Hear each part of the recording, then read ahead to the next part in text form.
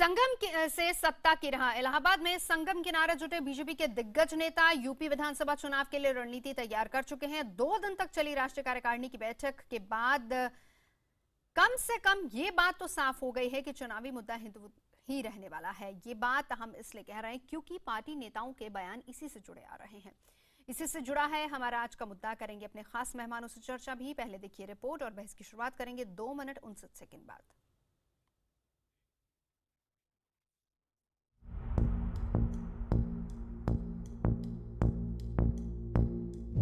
संगम नगरी इलाहाबाद में यूपी चुनाव जीतने के लिए बीजेपी ने रोड मैप पर 2 दिन तक मंथन किया। बीजेपी राष्ट्रीय कार्यकारिणी के तमाम नेताओं ने 2 दिन तक यूपी चुनावों के लिए जीत के मंत्र पर चर्चा की। पहले दिन की बात करें तो सूत्रों के मुताबिक पदाधिकारियों के साथ बैठक में पीएम मोदी ने 10 मिनट तक भाषण दिया। इस दौरान पीएम ने कहा कि चाहे जो हो, पार्टी को आगे बढ़ते रहना है। वक्त के साथ साथ पार्टी के लोगों को खुद में बदलाव कर नयापन लाना है। पीएम ने कहा कि लगातार नई योजनाओं के बारे में सोचना चाहिए। वहीं पार्टी अध्यक्ष अमित शाह ने कानून व्यवस्था के मुद्दे को लेकर यूपी सरकार पर जमकर निशाना साधा। अमित शाह ने बैठक में मथुरा और कैराना जैसी घटनाओं का जिक्र करते हुए यूपी में बीजेपी की वापसी की बात कही। जरा बीजेपी के दिग्गज नेताओं के बोल तो सुनिए, पता चल जाएगा कि यूपी में चुनावी मुद्दा सांप्रदायिकता ही रहने वाला है। लेकिन जब जब समाजवादी पार्टी सरकार आ जाती है तो इसी प्रकार की लीपापोती होती है, जैसी कैराना में और मथुरा में और मुजफ्फरनगर में लीपापोती की गई और लीपापोती हो रही है। लोगों के दरवाजे पर लिखा है कि ये मकान बिकाऊ है। अखिलेश जी युवा मुख्यमंत्री हैं, उनसे बहुत उम्मीदें थी। वो लीपापोती क्यों कर रहे हैं? क्यों नहीं जांच कराते हैं? वहाँ क्यों आखिरकार क्यों लोग पलायन करके जा रहे हैं? बाकी अन्य जिलों में से क्यों नहीं लोग पलायन करके जा रहे हैं? और बाकी और दूसरे समुदाय के लोग पलायन करके क्यों नहीं जा रहे? हिंदू ही क्यों वहाँ से पलायन कर रहा है? व्यवसाय करने वाला ही वहाँ से क्यों पलायन कर रहा है? इलाहाबाद में बीजेपी राष्ट्रीय कार्यकारिणी की बैठक में आए नेताओं के बयान साफ कर देते हैं कि चुनावी मुद्दा विकास नहीं रहने वाला। वैसे कैराना से हिंदुओं के पलायन के मामले में मुख्यमंत्री अखिलेश यादव ने बीजेपी के आरोपों का खंडन किया है। कैराना में वो लोग भगा दिए समाजवादी लोगों ने। कितने भारतीय जनता पार्टी के लोग बेईमान हो सकते हैं? मेरे पास रिपोर्ट है। लेकिन वो लोग कह रहे हैं कि यूपी में इसको एजेंडा बनाएंगे हम। अरे मैं तो चाहता हूँ ना कि कुछ काम करके दिखाएं। जो गलत है वो गलत है, जो गलत है वो गलत है। जिन्होंने बुरा किया, जिन्होंने जो बुरा किया उनकी तो बुरा होगा। कोई कुछ भी कहे, मगर मुजफ्फरनगर, कैराना और मथुरा जैसे मुद्दे ही इस चुनाव में अहम रहने वाले हैं। रणनीति के तहत बीजेपी समाजवादी पार्टी को ही अपना दुश्मन नंबर 1 मानती है, मगर बीएसपी ऐसे मुद्दों पर काफी आगे नजर आती है। बीएसपी के मुताबिक बीजेपी और समाजवादी पार्टी दोनों ही दल सांप्रदायिकता को हवा देते हैं ताकि वोटों का ध्रुवीकरण किया जा सके। बीजेपी के नेताओं के भाषण और बयान अगर हम सुने तो उत्तर प्रदेश चुनाव के लिए रणनीति साफ हो जाती है। नेताओं के भाषण जहां विकास से शुरू होते हैं, वहीं बयानों की शुरुआत कैराना, मथुरा जैसी घटनाओं से हो रही है। जाहिर है बीजेपी को मालूम है कि इस तरह की घटनाओं का राजनीतिक फायदा उसे मिल सकता है। ऐसे में वो ये मुद्दे उठाने में कोई कसर नहीं छोड़ेगी। कैमरामैन जयपाल रावत के साथ विक्रांत यादव, इलाहाबाद, IVN 7। और इसी से जुड़े तमाम सवाल जो कि आज हम मुद्दा में उठाने वाले हैं। बड़ा और अहम सवाल ये कि क्या यूपी चुनाव में विकास कोई मुद्दा रहेगा? क्या यूपी चुनाव हिंदुत्व और अल्पसंख्यक के मुद्दे पर लड़ा जाएगा? क्या पार्टियों को ध्रुवीकरण की सियासत ही रास आती है? क्या अखिलेश सरकार में अपराध उन्हें ले डूबेगा? क्या यूपी चुनाव के लिए बीजेपी को कोई चेहरा देना चाहिए? तमाम सवाल होंगे। खास मेहमानों से होगी चर्चा और मुद्दे पर चर्चा करने के लिए हमारे साथ जो मेहमान मौजूद है परिचय करा देती हूँ। बीजेपी के प्रवक्ता सुदेश वर्मा हमारे साथ हैं। राजीव त्यागी कांग्रेस की तरफ से प्रवक्ता मौजूद हैं। सैयद असीम वखार साहब हमारे साथ नेता समाजवादी पार्टी मौजूद हैं। शरद प्रधान जी वरिष्ठ पत्रकार हमारे साथ मौजूद हैं और हमारे पॉलिटिकल एडिटर अमिताभ सिन्हा हमारे साथ मौजूद हैं। बहुत अहम है। पहला सवाल अमिताभ आपके पास आना चाहूंगी कि जो भाषण दिए गए कार्यकारिणी में और जो बाहर बयान दिए जा रहे हैं उनमें विरोधाभास नजर आ रहा है। वहां पर लक्ष्य को लेकर बात हो रही है, वहां पर तमाम संस्कारों की बात हो रही है, पार्टी किस तरीके से ऊपर उठी, लेकिन बाहर अगर देखा जाए जो बयान दिए जा रहे हैं नेताओं की तरफ से, उसमें सीधे सीधे ध्रुवीकरण कहीं ना कहीं नजर आ रहा है। देखिए, ध्रुवीकरण पार्टी कर रही है, ऐसा आरोप समाजवादी पार्टी लगा रही है, लेकिन पार्टी ने आज एक चीज अरुण जेटली ने अपनी प्रेस कॉन्फ्रेंस से साफ कर दी कि जिन राज्यों में पार्टी कमजोर है उसको वहां मजबूत करने का एजेंडा, और दूसरा आर्थिक रूप से देश को मजबूत कैसे किया जाए, गरीब तबके तक कैसे पहुंचा जाए, ये दूसरा एजेंडा है जिस पर पार्टी आगे बढ़ने की तैयारी कर रही है। और प्रधानमंत्री नरेंद्र मोदी ने भी अपने भाषणों में ऐसा कुछ नहीं कहा, पार्टी संगठन को मजबूत करने की बात कही।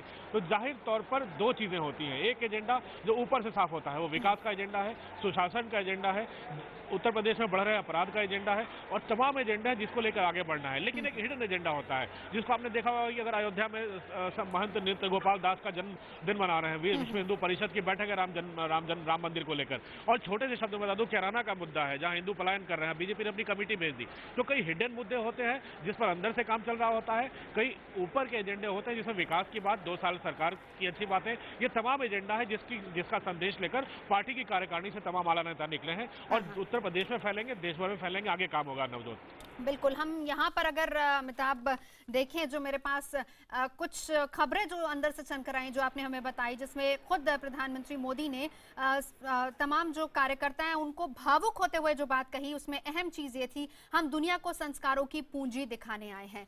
प्रधानमंत्री संस्कारों की बात करते हैं, प्रधानमंत्री बात करते हैं कि विकास होना चाहिए, हमारा फोकस सिर्फ और सिर्फ विकास रहेगा, क्योंकि बीएसपी हो या समाजवादी पार्टी हो, हमेशा विकास के नाम पर वोट तो लेते आए हैं, लेकिन जैसे ही सत्ता पर काबिज होते हैं तो उसके बाद वो शब्द कहीं ना कहीं गुम हो जाता है। चुनाव करीब है, क्या मायने इस शब्द के, वो भी हम सुनवाएंगे। जरा साक्षी महाराज को हम सुन लेते हैं, आज किस तरीके से प्रधानमंत्री ने संस्कारों की बात कही, लेकिन साक्षी महाराज क्या कह रहे थे, जरा वो भी सुन लेते हैं एक बार। सबसे बड़ा लोकतांत्रिक देश इसलिए है कि हिंदुस्तान बहुसंख्यक है। मैं कह सकता हूं हिंदू घटा देश बटा। इसलिए ये जो अल्पसंख्यकों वाली बात लेकर के तुष्टीकरण की राजनीति चलती है, इस देश में नहीं चलना चाहिए। अब मुसलमान काहे का अल्पसंख्यक रह गया? मुझे लगता है अल्पसंख्यक का दर्जा हिंदुस्तान में समाप्त किया जाना चाहिए। सुदेश वर्मा जी, ये मैं आप ही से जानना चाहूंगी, साक्षी महाराज ने कुछ और बात कही, प्रधानमंत्री संस्कारों की बात कर रहे हैं, विकास की बात कर रहे हैं, पार्टी के तमाम नेता, पार्टी खुद चाहती है कि विकास को लेकर आगे बढ़ा जाए उत्तर प्रदेश चुनावों में।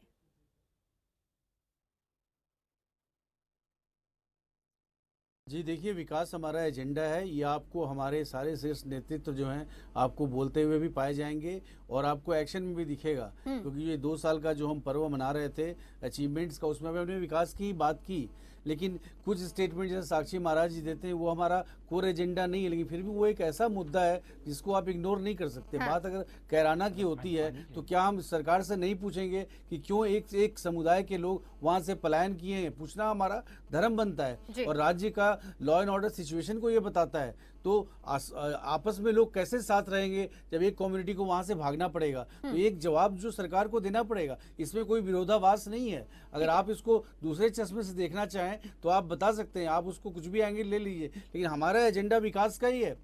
ठीक है, एजेंडा विकास का है, लेकिन इस पर सरकार को जवाब देना होगा। वकार साहब, ये सीधा सीधा सवाल आपसे था, सुदेश जी का जवाब रख दीजिए। कि हमारे यहाँ हिंदुस्तान में एक कहावत है कि जाहिल से बहस मत करो और उससे बेहतर है खामोश रहो। अब साक्षी महाराज जैसे सांसद इनके बता रहे हैं कि अल्पसंख्यक का दर्जा समाप्त होना चाहिए क्योंकि मुसलमान अल्पसंख्यक नहीं रहे हैं। जिस आदमी को ये नहीं पता है कि अल्पसंख्यक सरदार भी कहलाता है, अल्पसंख्यक जैन को भी कहते हैं, अल्पसंख्यक हिंदी भी होता है, उस आदमी जाहिल आदमी से क्या बहस की जाए? कैराना की बात तो अभी प्रधानमंत्री जी सुन तो लीजिए, कैराना की बात कर रहा हूं। हिंदुस्तान में लोकतंत्र में चौथा स्तंभ कहा जाता है मीडिया को, और मुझे लगता है कि अब आप लोग के सोचने का वक्त आ गया है, ये चौथा खंबा डोल रहा है और अगर चौथा खंबा खुदा न खास्ता गिर जाएगा तो ये लोकतंत्र की जो छत है ना ये भी बैठ जाएगी। ये आप कैसे कह सकते हैं चौथा खंबा डोल रहा है? अगर आप अपनी नहीं माफ कीजिएगा सईद वकार साहब, आप अपनी बात कीजिए। माफी चाहूंगी, 3 पत्रकार और चौथी में यहाँ पर बैठे सभी जवाब देंगे। सुदेश जी पत्रकार रह चुके हैं, आपके बगल में बैठे हैं, एक और पत्रकार अमिताभ वहाँ पर बैठे हैं। गरीब को मारते भी हैं और रोने भी नहीं देते हैं। क्यों ना सवाल किया जाए वकार साहब आपसे, क्यों ना किया जाए? आपकी कानून व्यवस्था फेल रही, इसी वजह से वहां पर लोगों ने पलायन किया। आप खुद ही, हम क्यों ना माने कि आप खुद ही इसको ध्रुवीकरण का रंग दे रहे हैं? नहीं आप, हम क्यों ना ये बात माने? वकार साहब, क्यों ये बात ना मानी जाए कि आप लोग भी? आप बोलने भी नहीं देंगी मुझे? तो आपने मुझे बुलाया काहे के लिए यहाँ पर? लेकिन आप कैसे कह सकते हैं कि मीडिया ढूंढ रहा है? हम तो सवाल कर रहे हैं। जारी की है इन्होंने 394, मैं बता रहा हूँ आपसे, 394 आदमी की लिस्ट जारी की है और उसमें इनके पास उस लिस्ट में जो नाम इन्होंने दिए हैं वो 98 में कुछ लोग मर गए, कुछ 97 में मर गए, कुछ 2000 में मर गए, किसी ने 96 में पलायन किया है, किसी ने 95 में पलायन किया है। आप किस तरह की रिपोर्ट लेके आए हैं? क्या मीडिया को उसकी जांच नहीं करना चाहिए थी? मीडिया कुछ भी कह देगा। अगर कोई आदमी पागल आदमी चिल्लाना शुरू कर दे और मीडिया उसके पास बिना जांच किए हुए लाकर टीवी पे दिखाएगा, मीडिया को जिम्मेदारी समझना चाहिए अपनी कि मीडिया वकार साहब, अगर एक भी व्यक्ति पलायन करता है ना आपके राज्यों से, क्योंकि आपकी सरकार है, कानून व्यवस्था की जिम्मेदारी आप पर है, एक भी अगर कोई पलायन करता है तो जिम्मेदारी आपकी बनती है, जिम्मेदारी बनती है आपकी। 1 लाख आदमी की लिस्ट दूंगा, 1 लाख आदमी की लिस्ट दूंगा जिन्होंने पलायन किया है गुजरात से, 2 लाख आदमी की लिस्ट दूंगा जिन्होंने पलायन किया है बिहार से, और 3 लाख आदमी की लिस्ट दूंगा जिन्होंने पलायन किया है। इसका जवाब कहां से लिया जाएगा? सुदेश जी, गुजरात कोर्ट करिए, जस्टिफाई कर रहे हैं और हमारे चार्ज को सही बता रहे हैं। और जहां पे उसकी रोजी सेट हो रही है, जहां पे उसका रोजगार मिल रहा है, अगर कोई आदमी अपनी रोजी रोजगार के लिए, अपने बच्चों की परवरिश के लिए, अगर कहीं तरक्की के लिए जाकर दूसरी जगह शिफ्ट हो रहा है, तो मैं समझता हूँ जवाब रख दीजिए। सांप्रदायिक नहीं देखना चाहिए। भारतीय जनता पार्टी, मोदी जी ने भाषण दिया है अभी। ये बताइए अगर रोजगार एक मुद्दा होता तो क्या ये 350 फैमिली को ही रोजगार चाहिए? क्या बाकी लोगों को रोजगार नहीं चाहिए? और बाकी जगह के लोग क्यों नहीं पलायन कर रहे? कैराना से बाहर के लोग क्यों नहीं पलायन कर रहे? अगर रोजगार मुद्दा होता तो क्या सिर्फ ये 350 लोग रोजगार के लिए बाहर गए? आप सच को पहले एक्सेप्ट करिए। आप कितने जगह कैराना बनाएंगे? नहीं, मुझे क्या हिंदू मुसलमान एक साथ नहीं रह सकता? एक और बड़ी खबर आई, मैं लौटूंगी वकार साहब। सुदेश जी, एक और बड़ी खबर आई, राष्ट्रीय कार्यकारिणी में संबोधन के दौरान प्रधानमंत्री काफी भावुक हो गए और इस दौरान प्रधानमंत्री ने संगठन की शक्ति और देश के प्रति पार्टी की जिम्मेदारियों के बारे में बताया है। सरकार की उपलब्धियां संगठन की उपलब्धियों का भंडार है, ये कहा। और ये भी कहा उन्होंने कि ये उपलब्धियां एक व्यक्ति के कारण नहीं आई हैं।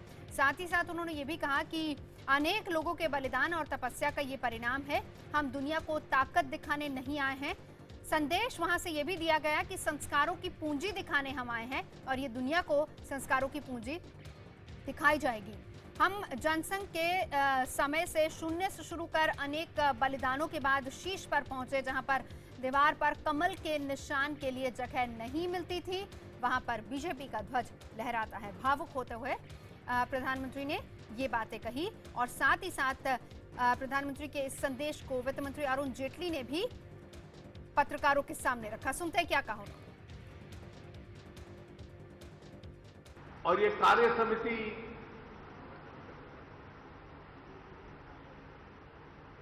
के जो 2 मूल उद्देश्य थे वो ये थे कि वर्तमान राजनीतिक स्थिति का हम लोग विश्लेषण करें और पार्टी को और आगे बढ़ाएं। अपने कंक्लूडिंग कमेंट्स में राष्ट्रीय अध्यक्ष जी ने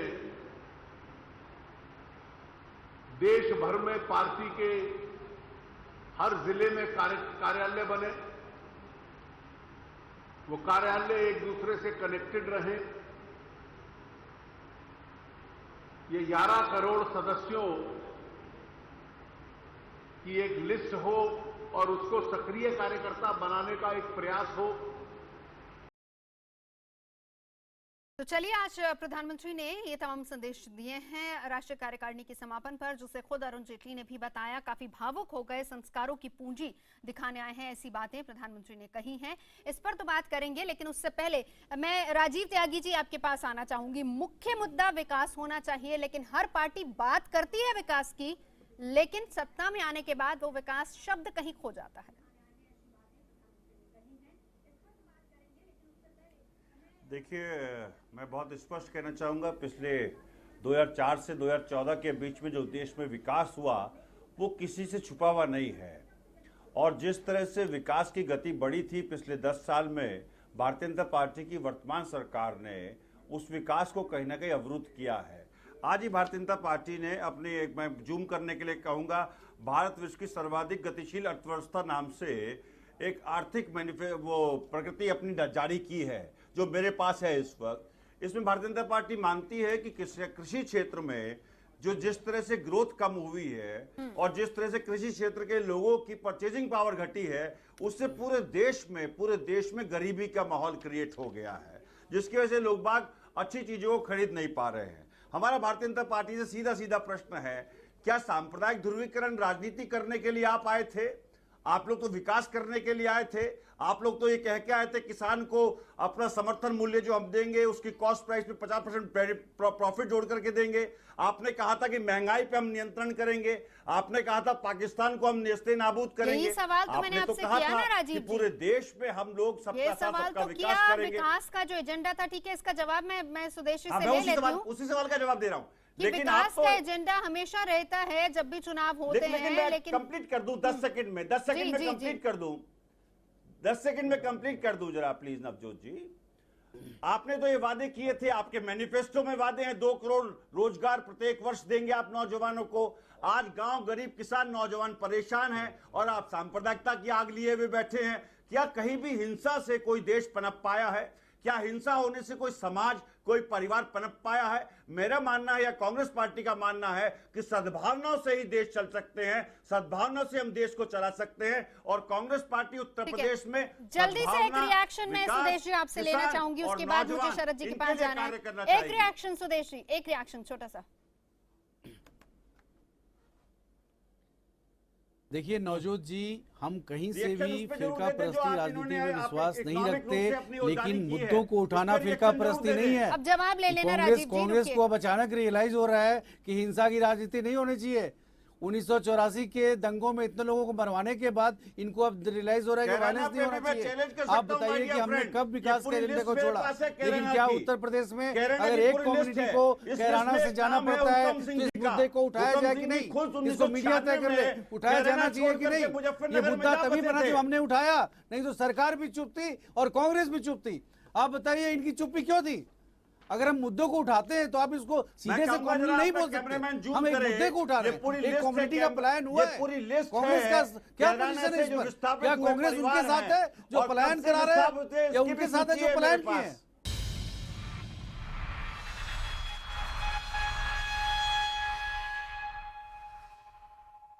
संगम से सत्ता की राह कार्यकारिणी की बैठक खत्म हो चुकी है बीजेपी की, और अब से कुछ ही देर बाद खुद प्रधानमंत्री भी वहां पर एक जनता को संबोधित करने वाले एक विशाल रैली में, हम उस पर भी जाएंगे। लेकिन उससे पहले तमाम खास मेहमान मौजूद है मुद्दा में चर्चा करने के लिए। शरद जी वरिष्ठ पत्रकार हमारे साथ हैं।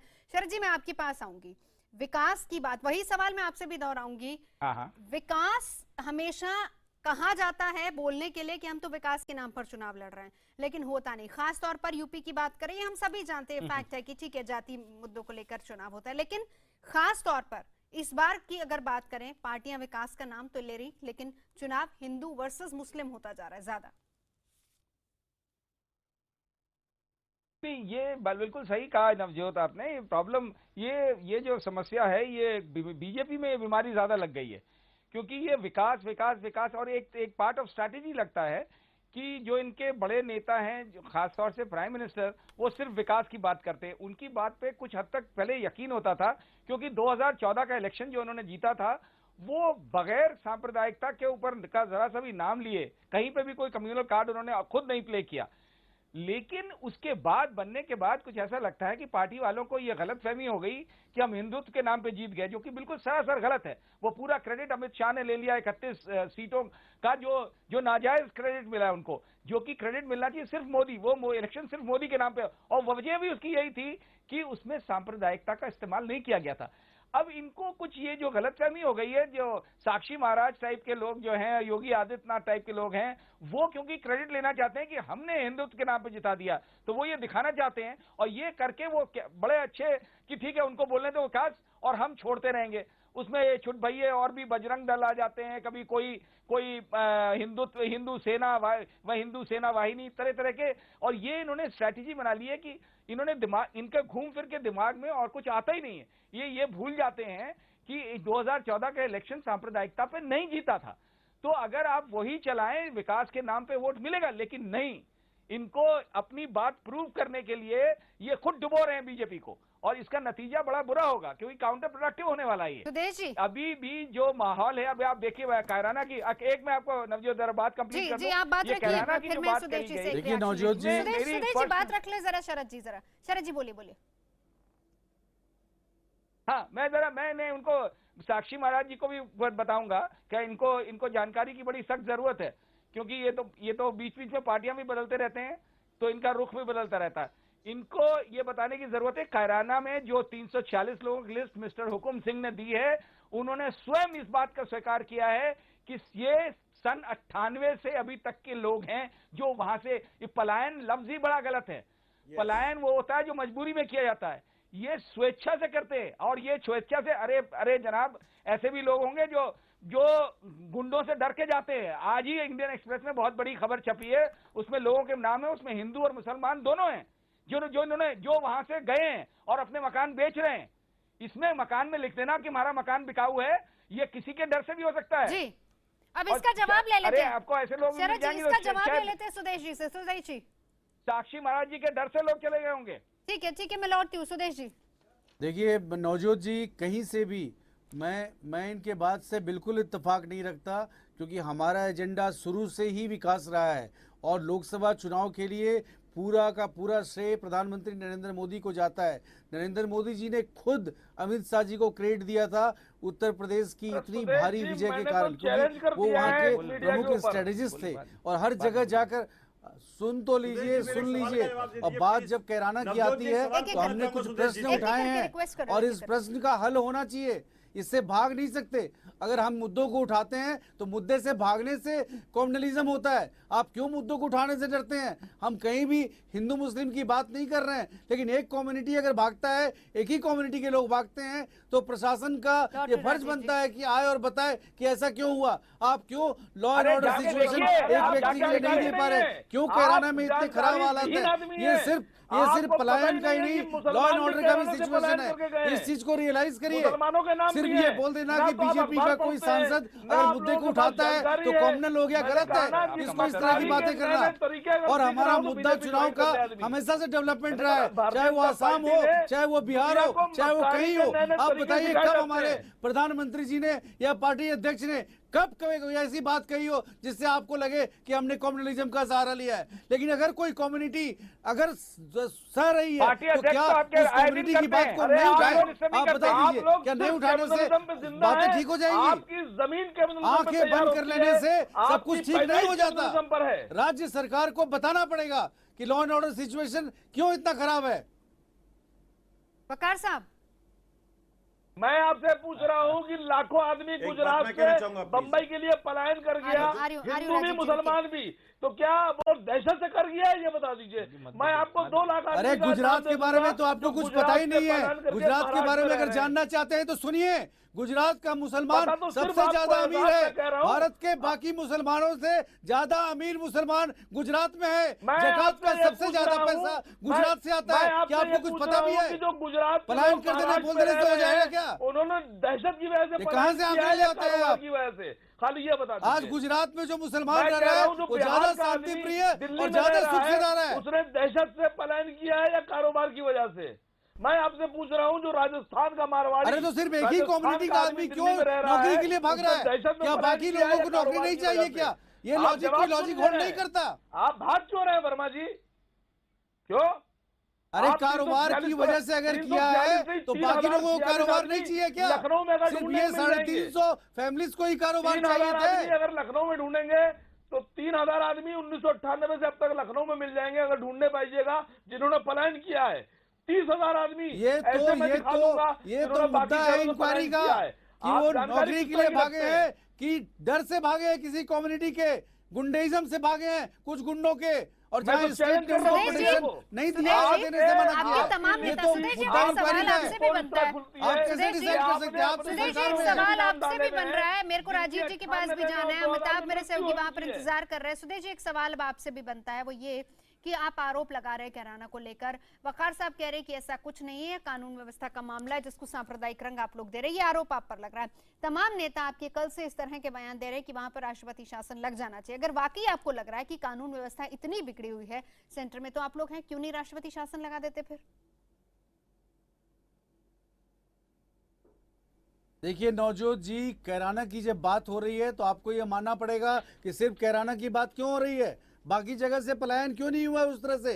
कैराना के बारे में इसलिए बात किया जा रहा है कि कैराना में वो एंगल है कि सरकार ने किसी गुंडों को सरपरस्ती दे रखा है, वो लोग थ्रेटन कर रहे हैं और लोग वहां से इसलिए भाग रहे हैं। सवाल का जवाब रख दीजिए ना। ठीक है, नौकरी के लिए लोग हर सवाल जो पूछा है वो बताइए ना। सवाल जो पूछा है वो बताइए। बंगाल से पलायन नहीं हुआ, क्या हरियाणा से पलायन नहीं हुआ, राजीव त्यागी बोलेंगे। राजीव त्यागी। अरे जब नौकरी के लिए लोग जाते हैं तो ये बात और है। देखिए, लेकिन लोग भय से भाग रहे हैं। स्पष्ट कहना चाहूंगा एक बात, कैराना के विषय में, भारतीय जनता पार्टी के विषय में एक बात कहना चाहूंगा। बोलिए राजीव जी। बीजेपी की वकार साहब प्लीज बोलने दीजिए, प्लीज वकार साहब। तुम्हें हिंदू की चाहत है, न मुस्लिम से अदावत है। तुम्हारा धर्म सदियों से तिजारत था, तिजारत है। भारतीय जनता पार्टी तिजारत करना जानती है वोटों की, और वोटों की तिजारत करके वो सत्ता में आना जानती है। अब कैराना के विषय में मैं एक बात कहना चाहूंगा कि 2014 में कैराना में 22 हत्याएं हुई। मुकीम काला गिरोह ने हत्याएं की। राजेंद्र, शिव कुमार, 2 भाई थे, इनकी हत्या हुई। इसके बाद राजेंद्र जी के साथ साथ विनोद की हत्या हुई, सचिन की हत्या हुई और एक राजेंद्र जी की हत्या हुई। ये 5 हत्याओं के बाद मुकीम काला के ग्रुप ने इन हत्याओं के बाद, और जो 22 में से 5 घटा दीजिए तो आपको करीब करीब 17 हत्याएं जो हुई मुसलमानों की हत्याएं हुई वहां पर। इसके साथ अगर आप देखेंगे तो आपके ही पत्रकार बंधु, मेरे बंधु अरुण सिंह जी वहां गए थे और उनकी ग्राउंड जीरो से रिपोर्टिंग थी। कैराना में पलायन के 3 कारण हैं। देखिए, पहला कारण तो यह है कि लोग बाग बेहतर रोजगार के लिए पलायन करके चले गए। दूसरा कारण यह है कि बेहतर सुविधाओं के लिए पलायन करके चले गए, और तीसरा कारण है कानून व्यवस्था की वजह से लोग बाग पलायन करके चले गए। स्वयं हुकम सिंह जी जो 18 साल लगातार विधायक रहे वहां पर और अब सांसद हैं, 1996 में कैराना छोड़ करके मुजफ्फरनगर क्यों चले गए, इस बारे में जरा हुकम सिंह जी बता दें। आज भी कैराना में कोई लेडी डॉक्टर नहीं है, ये चिंता का विषय है। आज भी कैराना में कोई मल्टीप्लेक्स नहीं है, ये चिंता का विषय है। आज भी कैराना में कोई बेहतर स्कूल नहीं है, ये चिंता का विषय है। आज भी कैराना के लोगों के, किसानों को गन्ने का पेमेंट नहीं मिल पा रहा है, ये चिंता का विषय है। लेकिन भारतीय जनता पार्टी इसको सांप्रदायिक रंग दे करके और लहू की राजनीति करके कहीं ना कहीं अपना जवाब मैं लूंगी, लेकिन अमिताभ सिन्हा हमारे साथ मौजूद हैं। एक सवाल अहम अमिताभ मैं आपसे भी जानना चाहूंगी, वो ये कि जिस तरीके से कार्यकारिणी में तमाम चीजों को लेकर बातचीत हुई, क्या फोकस रहेगा, क्या रणनीति रहेगी पार्टी की उत्तर प्रदेश चुनावों में, या फिर बाकी जिन राज्यों की बात हो रही है उसको लेकर चर्चा हुई। लेकिन एक अहम सवाल जो कि जिसका जवाब शायद वहां नहीं मिला, अगर आप हमें बता पाए, चेहरा कौन सा होगा और कब प्रोजेक्ट होगा, उसको लेकर कोई बात नहीं हुई। देखिए, चेहरे पर सारे नेता सीधे सीधे टाल गए हैं कि चेहरे पर यहाँ चर्चा नहीं होती है राष्ट्रीय कार्यकारिणी में। इसमें पार्टी को क्या दशा दिशा देनी होती है उस पर चर्चा होती है, और दशा और दिशा दे दी गई है। कार्यकर्ताओं के लिए 24 घंटे काम, अगले 1 साल के लिए काम। शायद कार्यकर्ताओं के लिए काफी, कार्यकर्ताओं से लेकर मंत्रियों तक के लिए काफी मेहनत का काम है अगले 1 साल तक के लिए, जब प्रधानमंत्री ने 7 निश्चय और 7 संकल्प उनको बताए हैं। तो जाहिर तौर पर जो मुद्दे होते हैं, चेहरा होता है वो संसदीय बोर्ड तय करता है।